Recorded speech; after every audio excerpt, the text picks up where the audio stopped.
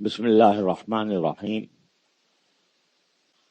الحمد لله رب العالمين، والصلاة والسلام على رسوله الكريم وعلى آله وأصحابه أجمعين وعلى كل من تبعهم بإحسان إلى يوم الدين. اما بعد، میرے محترم بزرگوں اور دوستوں، السلام علیکم ورحمۃ اللہ وبرکاتہ۔ قرآن کریم کی ایک آیت ہے جس پر میں پہلے کئی ہفتوں بیان کر چکا ہوں۔ اللہ تبارک و تعالیٰ اس میں فرماتے ہیں کہ یا ایھا الذین آمنوا اذکروا اللہ ذکرا کثیرا وسبحوہ بکرۃ واصیلا۔ اے ایمان والو، اللہ کا کثرت سے ذکر کیا کرو، اللہ کو کثرت سے یاد کیا کرو، اور صبح و شام اس کی تسبیح کیا کرو۔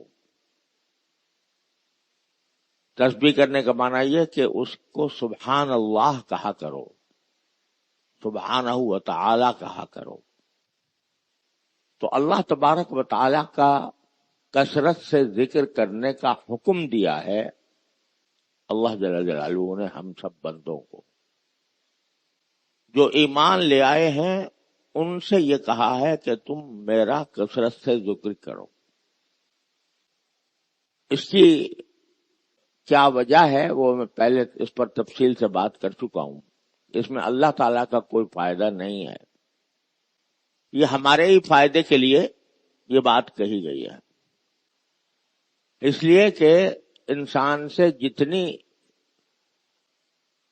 غلطیاں گناہ ہوتے ہیں وہ اس وجہ سے ہوتے ہیں کہ اللہ کو بھول جاتا ہے۔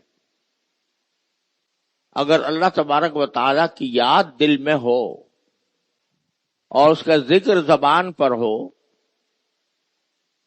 تو اس صورت میں انسان کو وہ گناہ کے ارتکاب سے روکتا ہے۔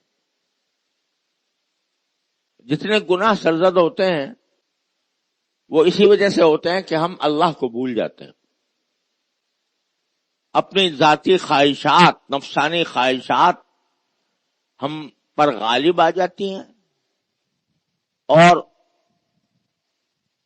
ان کے غالب آنے کی وجہ سے اللہ تبارک و تعالیٰ کی یاد دل سے کم از کم اس وقت ختم ہو جاتی ہے جس وقت میں گناہ کا ارتکاب ہو رہا ہے۔ کیونکہ اگر اللہ کی یاد دل میں ہوتی اور اگر اللہ تبارک و تعالیٰ کے سامنے پیش ہونے کا احساس دل میں ہوتا کہ مجھے اللہ کے سامنے پیش ہونا ہے اور اس کے اپنے ہر قول و فعل کا مجھے جواب دینا ہے، حساب دینا، تو پھر کبھی بھی انسان سے گناہ نہ ہوتا۔ خاص طور پر وہ گناہ جو تنہائی میں کیے جاتے ہیں، اس کے بارے میں سوچو کہ اگر وہ گناہ جو تم تنہائی میں کر رہے ہو اس وقت تمہارا باپ تمہیں دیکھ رہا ہو، تمہارا استاد تمہیں دیکھ رہا ہو، تمہارا کوئی دوست تمہیں دیکھ رہا ہو، پتا ہے تمہیں کہ مجھے دیکھ رہا ہے، کیا اس وقت وہ گناہ کرو گے؟ نہیں کرو گے، کیونکہ پتا ہے کہ وہ مجھے دیکھ رہا ہے اور میری بدنامی ہو جائے گی ساری دنیا میں۔ باپ اگر دیکھ رہا ہے تو میری پٹائی کر دے گا، استاد دیکھ رہا ہے تو پٹائی کر دے گا، اور کوئی دوست اگر دیکھ رہا ہے تو ساری دنیا میں مجھے ذلیل کرے گا کہ اس کو میں نے یہ کام کرتے ہوئے دیکھا۔ تو جب یہ تصور ہوتا ہے تو آدمی گناہ سے بچ جاتا ہے۔ لیکن وہ علیم و خبیر ذات جو ہر وقت ہر آن تمہیں دیکھ رہی ہے، کوئی لمحہ خالی نہیں ہے جس میں تم اللہ تعالی کی نگاہ میں نہ ہو۔ ان اللہ بصیر بما تعملون، جو کچھ کرتے ہو اللہ تعالیٰ دیکھ رہا ہے۔ تو کتنی عجیب بات ہوگی کہ باپ دیکھ رہا ہو تو نہیں کروں گا، استاد دیکھ رہا ہو تو نہیں کروں گا، میرا کوئی دوست دیکھ رہا ہو تو نہیں کروں گا، میرا کوئی بھائی دیکھ رہا ہے تو نہیں کروں گا، اللہ دیکھ رہا ہے تو کروں گا۔ یہ کیا بات ہوئی؟ یہ اس لیے ہوئی کہ اللہ تبارک و تعالی کی موجودگی کا احساس، اس کی یاد دل میں نہیں آئی، جمی نہیں۔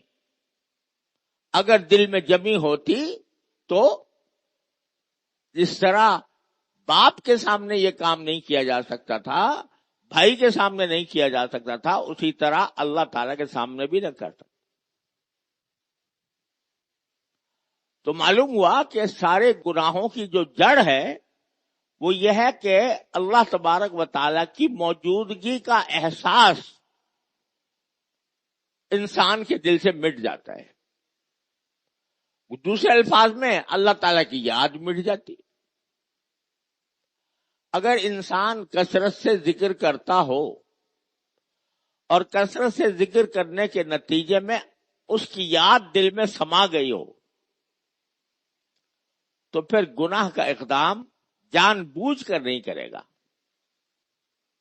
کبھی کسی وقت غلطی ہو گئی تو فوراً پھر اس کو خیال ہوگا کہ تو مجھے اللہ دیکھ رہا ہے، مجھ سے یہ کام غلط سرزد ہو گیا، تو فوراً اسی کی طرف رجوع کرے گا، اسی کی سے گڑ گڑائے گا، معافی مانگے گا، یا اللہ میں اس بہت خطرناک کام کر لیا، میں اپنے آپ کو میں نے تباہ کر لیا، اے اللہ مجھے معاف کر دے۔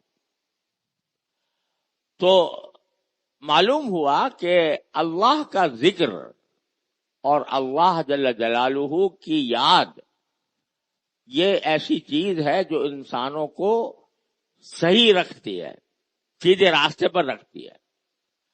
یہ یاد مٹ جائے یا اس سے غفلت ہو جائے، مستقل غفلت ہو جائے، تو آدمی راہ راست سے ہٹ جاتا ہے۔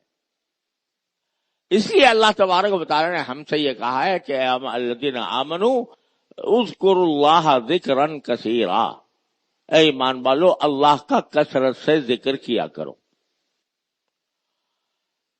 پچھلے بیانات میں نے یہ بھی بتایا تھا کہ ذکر کرنے کے، کثرت سے ذکر کرنے کے کیا کیا طریقے ہوتے ہیں۔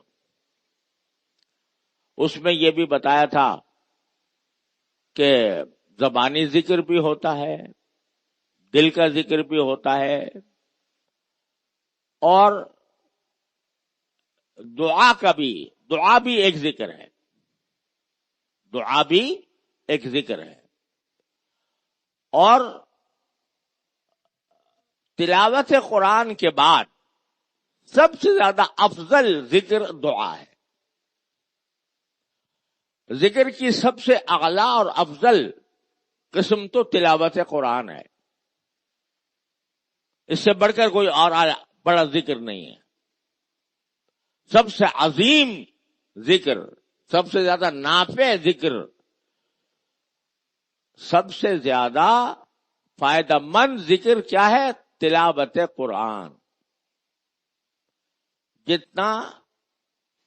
جتنا انسان قرآن کریم کے ساتھ لگاؤ پیدا کرے گا، چاہے تلاوت کے ذریعے ہو چاہے اس کو سمجھنے کے ذریعے ہو، اتنا ہی قرآن کریم کے انوار و برکات انسان کے دل میں سمائیں گے۔ تو قرآن کریم سب سے زیادہ افضل ذکر ہے۔ لہذا ایک مسلمان معاشرے کی یہ خصوصیت تھی کہ صبح کو اٹھنے کے بعد کوئی دوسرا کام نہیں کریں گے، سب سے پہلے قرآن کریم کی تلاوت کریں۔ جتنا قرآن کی تلاوت زیادہ ہوگی، اتنی ہی دل میں اللہ تبارک و تعالیٰ کی عظمت و محبت ترقی کرے گی، روحانیت ترقی کرے گی. تو سب سے افضل ذکر تو قرآن کریم کی تلاوت ہے یا قرآن کریم کی تفسیر پڑھنا ہے، اور اس کے بعد دوسرے نمبر پر جو سب سے زیادہ افضل ذکر ہے وہ دعا ہے. اللہ تبارک و تعالیٰ سے ہر وقت کچھ نہ کچھ مانگنے کی عادت ڈالنا. چھوٹی سے چھوٹی چیز بھی اللہ تعالیٰ سے مانگے، اپنی ہر چھوٹی بڑی حاجت اللہ تعالیٰ سے مانگے. اور اس مانگنے کا نقد فائدہ تو یہ ہے کہ وہ ثواب مل گیا آپ کو. یا اللہ گرمی لگ رہی ہے، گرمی دور کر دیجئے. یا اللہ سردی لگ رہی ہے، سردی کم کر دیجئے. یا اللہ میں کہیں جانا چاہتا ہوں، اچھی سواری مجھے عطا فرما دیجئے. سواری میں بیٹھ گیا ہوں تو یا اللہ مجھے عافیت کے ساتھ منزل تک پہنچا دیجئے. گھر میں داخل ہو رہا ہوں تو یا اللہ میں سب کو عافیت کے ساتھ پاؤں. سامنے کھانا آ گیا ہے تو یا اللہ میں اس کو شکر کے ساتھ کھاؤں. مجھے شکر ادا کرنے کی توفیق عطا فرمائی. ہر چھوٹی بڑی حاجت ہر وقت اللہ سے مانگنے کی عادت. رسول کریم سرورت عالم صلی اللہ علیہ وسلم کا ارشاد ہے کہ اگر تمہارے جوتے کا تسمہ بھی ٹوٹ جائے تو اللہ سے مانگو. عجیب بات فرمائے، جوتے کا تسمہ ٹوٹ گیا تو کہو کہ یا اللہ میرے جوتے کا تسمہ ٹوٹ گیا ہے، ٹھیک کر دیجیے. حالانکہ ظاہر ہے جب جوتے کا تسمہ ٹوٹ گیا تو اس کو جوڑنے کے لیے کوئی فکر کرے گا آدمی؟ خود اگر جانتا ہے جوڑنا خود جوڑے گا، خود نہیں جانتا تو کسی جاننے والے کے پاس جائے گا، اس کو دے گا، موچی کو دے گا کہ بھئی اس کو درست کر دو. لیکن رسول کریم صلی اللہ علیہ وسلم فرماتے ہیں کہ پہلا کام یہ کرو کہ یا اللہ میرا جوتے کا تسمہ ٹوٹ گیا، اس کو ٹھیک کرا دیجیے. پہلا کام یہ. کیوں؟ اس لیے کہ اگر تم دعا کے بغیر، اللہ سے مانگے بغیر جوتے کا تسمہ ٹھیک کرنے کے لیے خود کوشش کرو تو پتہ نہیں تم سے بنے یا نہ بنے. اور اگر تم کسی موچی کی تلاش میں ہو، موچی ملے یا نہ ملے، اور ملے تو تم سے کوئی ایسا مطالبہ کر دے کہ جی میرے پاس تو بہت کام ہے میں نہیں کر سکتا، اور اگر مطالبہ کر دے کہ بھئی چونکہ میرے پاس کام زیادہ ہے لہذا بہت پیسے لوں گا، تم دے نہ سکو، تو سارے جو اسباب ہیں وہ دھرے کے دھرے رہ جائیں گے. لیکن جب اللہ سے مانگا کہ یا اللہ اس کو میرا ٹھیک کرا دیجئے، تو اللہ تعالیٰ ہی مسبب الاسباب ہے، وہ اسباب پیدا فرمائے گا. لہذا جوتے کا تسمہ ٹوٹنے پر بھی اللہ تبارک و تعالیٰ کو پکارنے کا حکم دیا نبی کریم سرورت عالم صلی اللہ علیہ وسلم. یہ بات تو ایک مثال کے طور پر فرما دی نا آپ نے کہ مثال سے تمہارا جوتے کا تسمہ ٹوٹ گیا، کپڑا پھٹ گیا، اس پر بھی یہ صادق آتی ہے. اور کوئی نقصان ہو گیا اس پر بھی بات صادق آتی ہے، یا اللہ میرا نقصان ہو گیا مجھے اس کی تلافی کر دیجیے. دعا کا کثرت سے مانگنا اور مانگتے رہنا یہ اللہ تعالی تک پہنچنے کا بہت ہی آسان اور بہت مختصر راستہ ہے. جتنا بندہ دعا زیادہ کرے گا اتنا ہی اللہ کا قرب حاصل ہوگا. اللہ تبارک و تعالی زیادہ مانگنے سے اکتاتا نہیں ہے کہ بھئی تو ہر وقت مانگتے ہی رہتا ہے. اگر فرض کرو دنیا کے اندر کوئی آدمی آپ کے پاس آتا ہے، صبح کو آ کے یہ کہہ رہا ہے میرا یہ کام کر دو، فوراً 1 گھنٹے بعد کہتا ہے یہ کر دو، 1 گھنٹے کے بعد کہتا ہے یہ کر دو، تو بھاگ جاؤ، تو نے سارا اوقات میرے گھیر لیے، ہر وقت سر پہ سوار رہتا ہے. لیکن اللہ تبارک و تعالیٰ سے اگر مانگتے رہو مانگتے رہو مانگتے رہو، جتنا چاہو مانگو، وہ کہتے ہیں کہ میں مانگنے پر خوش ہوتا ہوں، بندے کے مانگنے سے میں خوش ہوتا ہوں، اور اتنا خوش ہوتا ہوں کہ بندے کو اپنا قرب عطا کرتا ہوں. جتنا مانگو گے اتنا ہی اللہ تعالی کا قرب حاصل ہوگا. اذا سألک عبادی انی فانی قریب، جب میرے بندے مجھ سے مانگے تو میں قریب ہوں. یعنی مانگنے کے نتیجے میں تمہیں میرا قرب حاصل ہو جائے گا. اللہ تعالی نے ایسا دروازہ کھولا ہوا ہے ہمارے آپ کے لیے دعا کا. ہر چھوٹی بڑی حاجت اللہ تعالی سے مانگنے، اور اپنی ذاتی حاجت بھی، اور کوئی اجتماعی حاجت ہو تو وہ بھی اللہ تعالی سے مانگے. آج کل ہمارے ہاں یہ بہت کثرت سے یہ رواج ہے کہ جس قسم کے حالات سے ہم گزر رہے ہوتے ہیں، وہ سیاسی حالات ہوں، اقتصادی حالات ہوں یا معاشرتی حالات ہوں، ہماری مجلسوں میں ان کے تذکرے ہوتے ہیں. ہماری مجلسیں ان کے تذکروں سے بھری ہوتی ہیں. 4 آدمی بیٹھے ہیں، گفتگو یہ ہو رہی ہے کہ بھئی پاکستان تو بہت نازک حالات سے گزر رہا ہے. بھئی پاکستان میں تو فتنے بہت پھیل گئے، اور پاکستان میں تو حکومت ایسی آ گئی ہے، اور سیاست میں فلاں آگے بڑھ گیا ہے، فلاں پیچھے رہ گیا ہے. اور معاشرتی حالات میں بھئی ہمارے ملک میں تو برا حال ہے، بدامنی ہے، امن نہیں ملتا، آدمی کی جان مال آبرو محفوظ نہیں ہے. اور معاشرتی طور پر ہمارا حال تو یہ ہے کہ بھئی رشوت کا بازار گرم ہے. کسی دفتر میں جاؤ کام کرنے کے لیے تو لوگ حرام کے لیے منہ کھولے بیٹھے ہوئے ہیں. یہ سب تبصرے ہماری مجلسوں کا موضوع ہیں. اور تو اور یہ بھی کہ بھی فلسطین میں کیا ہو رہا ہے، فلسطین کے اندر مسلمان پر کتنا ظلم ہو رہا ہے، فلسطین کے اوپر بچے مارے جا رہے ہیں، فلسطین میں بچے مارے جا رہے ہیں، عورتیں ماری جا رہی ہیں. اسرائیل دیکھو کس طرح امریکہ اسرائیل کو سہارا دے رہا ہے، کس طرح عمران. یہ ساری باتیں ہم مجلسوں میں کرتے ہیں. اور اب تو انڈیا نے جو ہے وہ پاکستان کو، اس نے بھی آنکھیں نکالنے کی سوچنا شروع کر دی ہے. تو یہ ساری باتیں ہم بیٹھ کے آپس میں بیٹھ کے کرتے ہیں. کھانے میں بیٹھیں گے تو یہ بات ہو رہی ہے، 4 آدمی بیٹھے ہیں تو وہاں بات ہو رہی ہے. یہ بتاؤ یہ باتیں کرنے سے کیا فائدہ؟ یہ تبصرے جو ہم حالات حاضرہ پر جو تبصرے کر رہے ہیں، ان سے کیا فائدہ سوائے اس کے کہ مایوسی پیدا ہو، سوائے اس کے کہ انسانوں کی دل خراب ہو؟ کوئی فائدہ نہیں.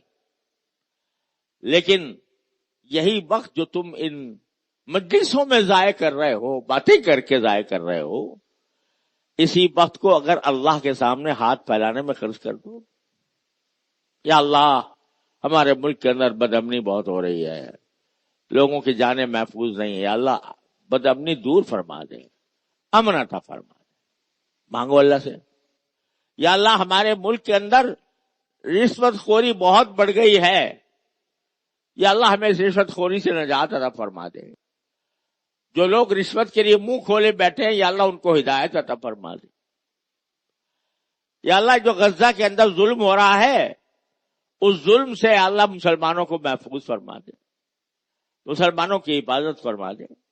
یا اللہ ان کا جو دشمن ان کے اوپر حملہ آور ہے، یا اللہ اس دشمن کے طاقت کو ختم کر دے. یا اللہ جو انڈیا ہمیں دھمکیاں دے رہا ہے، یا اللہ اس انڈیا کو، اس کے غرور کو خاک میں ملا دے. یہی باتیں جو بیٹھ کر مجلس میں کر رہے ہو نا، اس کو تنہائی میں بیٹھ کے کرو. اللہ سے کہو، اللہ تعالیٰ سے کہو کہ یہ حالات ہم پر آئے ہوئے ہیں، ہمارے بس میں نہیں ہے ان کا ازالہ کرنا. جو کچھ ہے قدرت آپ کی ہے، طاقت آپ کی ہے، آپ سے بڑھ کر کائنات میں کسی کی طاقت نہیں، ساری کائنات آپ کے قبضے قدرت میں ہے. تو عز من تشاء و تذل من تشاء. اور توتی الملک من تشاء وتنزع الملک ممن تشاء للہ ملک السماوات والارض، آسمانوں اور زمین کی ساری ملکیت اللہ ہی کے قبضے میں ہے. یہ سب اللہ میاں سے کہو، یہ باتیں کرو. ہمارے حضرت والا حضرت عارفی قدس اللہ تعالیٰ سرہ فرمایا کرتے تھے اللہ سے، اللہ میاں سے باتیں کیا کرو، باتیں کیا کرو. یہ باتیں جو تم مجلس میں بیٹھ کے کر رہے ہو نا، یہ مجلس میں بیٹھ کے کرنے کے بجائے اللہ سے کرو. اب ذرا ہم سب اپنے گریبان میں منہ ڈال کر دیکھیں کہ جتنے مسائل کا ہم رونا روتے ہیں اور جن سے ہم پریشان ہوتے ہیں اور دوسروں کو بھی پریشان کرتے ہیں، وہ ان کے بارے میں کبھی سنجیدگی سے اور دل لگا کر کبھی اللہ تعالی سے مانگا؟ تو جواب عام طور سے نفی میں آئے گا. کبھی دل لگا کر بیٹھ کر ان چیزوں کو مانگا نہیں اللہ تعالیٰ نے. اپنی ذاتی ضروریات تو کبھی کبھی مانگ لیتے ہیں کہ اللہ بیمار ہو گیا مجھے شفا دے دے، میرے فلاں گھر والے بیمار ہیں اللہ ان کو عافیت عطا فرما دے، اور یا اللہ میری رزق میں تنگی ہو رہی ہے اس میں کچھ عطا عطا فرما. ذاتی حاجات تو شاید مانگ لیتے ہوں، وہ بھی چلو اللہ کا شکر ہے اگر مانگنے کی توفیق ہو جاتی ہے تو. لیکن وہ اجتماعی حاجتیں جو پوری امت مسلمہ کو درپیش ہیں، ان کے بارے میں کبھی تنہائی میں بیٹھ کر سنجیدگی کے ساتھ اللہ تبارک و تعالی سے مانگا تو جواب نفی میں ملے گا. تو میرے بھائیوں، ہم لوگ حالات کا رونا تو بہت روتے ہیں، لیکن اس میں جو کچھ کرنے کا کام ہے وہ نہیں کرتے. اب یہ فلسطین کا مسئلہ ہے، اب اس وقت ان کے اوپر قیامت ٹوٹی ہوئی ہے. الحمدللہ جو مجاہد ہیں نا بفضل اللہ سبحانہ و تعالی وہ سلامت ہیں اور اپنے موقف پر ڈٹے ہوئے ہیں، اپنے موقف سے ایک انچ پیچھے نہیں ہٹے، اور ان کی جہادی کارروائیاں جاری ہیں. اسرائیل کو ختم نہیں کر سکا. 1.5 سال سے زیادہ ان کا مقابلہ کرنے کے باوجود، ان پر بمباری کرنے کے باوجود، وحشیانہ بمباری کرنے کے باوجود، ان کے عزم کو، ان کے حوصلے کو، ان کے عزائم کو توڑ نہیں سکا. لیکن کمبخت شہریوں پر بمباری کر رہا ہے، عورتوں پر کر رہا ہے، بچوں پر کر رہا ہے. تو یہ ہماری آنکھوں کے سامنے منظر آ رہے ہیں. اس کا ہم آپس میں ذکر تو کر رہے ہیں، بھائی ہم سے دیکھا نہیں جاتا جس طرح بچے رو رہے ہیں، ہم سے دیکھا نہیں جاتا جس طرح عورتیں رو رہی ہیں. ارے بھائی دیکھا نہیں جاتا تو مانگو اللہ سے. پہلا کام تو یہ کہ جتنا تم کر سکتے ہو ان کے لیے وہ کرو. ہر آدمی جائزہ لے کہ میں نے کتنے پیسے میں نے فلسطین والوں کے لیے بھیجے، اس 1.5 سال میں نے کچھ بھیجا. اس کو ذرا جائزہ لے کے دیکھو. آپ کہو کہ شاید ہمارے اندر تو استطاعت ہی نہیں تھی. ارے بھائی استطاعت نہیں تھی، 1 روپیہ بھیج سکتے تھے کہ نہیں؟ 1 روپیہ بھی اگر کوئی بھیجتا ہے، اللہ تعالیٰ کے یہاں گنتی نہیں دیکھی جاتی، اللہ تعالیٰ کیا اخلاص دیکھا جاتا ہے. اگر 1 روپیہ بھی کوئی بھیجتا ہے، اس کی استطاعت اتنی ہے 1 روپیہ بھیج سکے.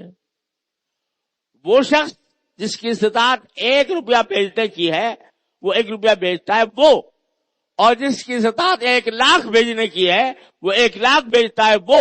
دونوں برابر ہیں اللہ کے یہاں. لیکن چونکہ فکر نہیں بس تبصرے ہیں.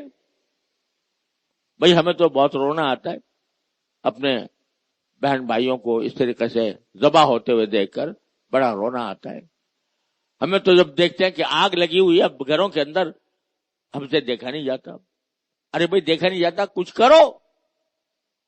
تو اس کے لیے کم از کم اپنے پیسے تو خرچ کر سکتے ہو. اور اللہ تبارک و تعالیٰ نے ایسے ذرائع نکالے ہوئے جن کے ذریعے تم اپنی امداد ان تک پہنچا سکتے ہو. خود الحمدللہ دارالعلوم کی طرف سے بھی بہت اس سلسلے میں انتظام ہے، اور اللہ کے فضل و کرم سے جو اللہ کے بندے اس راستے میں دینا چاہتے ہیں یہاں دیتے ہیں، اللہ تعالیٰ پہنچا دیتے ہیں. تو آپ ساری ان حالات کا رونے کے بجائے یہ دیکھو مجھ سے کیا ہو سکتا تھا، کیا کیا میں نے. یہ نہ سمجھنا کہ میرا 1 روپیہ جا کے کیا اثر کرے گا. خوب سمجھ لو کہ جو اللہ کے راستے میں جو جانی مالی محنت کی جاتی ہے وہ کبھی رائے گا نہیں جاتی. نبی کریم صلی اللہ علیہ وسلم غزوہ خندق کے موقع پر ایک بڑے پتھر کو اپنے دست مبارک سے توڑ رہے ہیں. خندق میں محنت کی جا رہی ہے. آپ کو ایران اور روم کے محلات دکھائے جاتے ہیں کہ ایران کے جو محلات ہیں وہ تمہارے قبضے میں آنے والے ہیں. وہاں تو حالت یہ ہے کہ فقر و فاقے کی حالت ہے، کھانے کو کوئی چیز موجود نہیں ہے غزوہ خندق کے موقع پر. لیکن پتھر وہاں توڑ رہے ہیں، اثر جا رہا ہے ایران کے بادشاہ کے محلات کے اوپر. تو اللہ تعالیٰ تو اثر اخلاص کے ذریعے اللہ تعالیٰ اثر پہنچاتے ہیں. تو پہلے تو میں یہی کہ بھائی مالی جو کچھ کر سکتے ہو مالی مدد کرو، پہنچانے کی کوشش کرو. دوسرا یہ کہ دعا کرو اللہ تبارک و تعالیٰ سے، یا اللہ ہم سے یہ منظر دیکھ نہیں رہا. یہ آپس میں کہنے سے کیا فائدہ؟ آپس میں کہنے سے کوئی فائدہ نہیں. اللہ تعالیٰ کے سامنے کہو یا اللہ نہیں دیکھا جا رہا ہم سے یہ منظر، یا اللہ ہمارے بہن بھائیوں کے ساتھ جو سلوک ہو رہا ہے اے اللہ ہم سے دیکھا نہیں جاتا. آپ اپنے فضل و کرم سے ان کو اس مصیبت سے نجات عطا فرمائیے، ان کے دشمن کو ہلاک برباد کر دیجئے، تباہ و برباد کر دیجئے ان کے اس دشمن کو. یہ مانگو اللہ تعالیٰ سے. یہ مانگنا بھی اذکر اللہ ذکرن کثیرن میں داخل ہے، اللہ کے کثرت سے ذکر کرنے میں داخل ہوگا، اس کا بھی اجر و ثواب تمہیں ملے گا. اور اب دیکھو پاکستان کے اوپر انڈیا جو ہے وہ آنکھیں دکھا رہا ہے. معاملہ خود اپنی ایجنسیوں کی کمزوری کا کہ وہ ان کے ہاں حملہ ہوا، اس حملے کو وہ روک نہ سکے، اور الزام پاکستان پر کہ ہم تمہارا پانی بند کر دیں گے. اعوذ باللہ العظیم. اور وہ پڑتول بھی رہا ہے، کچھ بعید نہیں ہے کوئی حملہ کر دے. تو ہمیں اپنے ملک کی حفاظت کے لیے بھی اپنی جان مال آبرو کی قربانی دینی ہے، اور ساتھ میں اللہ تعالیٰ سے مانگنا ہے کہ اللہ پاکستان کو آپ نے اپنے فضل و کرم سے بنایا، اے اللہ اپنے فضل و کرم سے اس کی حفاظت بھی فرما. کشمیری مسلمانوں کے اوپر جو ظلم و ستم بھارت کرتا رہا ہے، 20,000 لوگ شہید ہوئے ہیں وہاں. اے اللہ ہمیں اس کے فتنے سے نجات عطا فرما دے. تو مالی مدد اور اللہ سے دعا کرنا، یہ 2 کام ہیں جو ہم میں سے ہر شخص کر سکتا ہے. اس کو کرنے کا اہتمام کریں. باقی نتائج تو اللہ تبارک و تعالیٰ کے اختیار میں ہے. والعاقبۃ للمتقین انشاءاللہ. وصلی اللہ تعالی علی خیر خلق.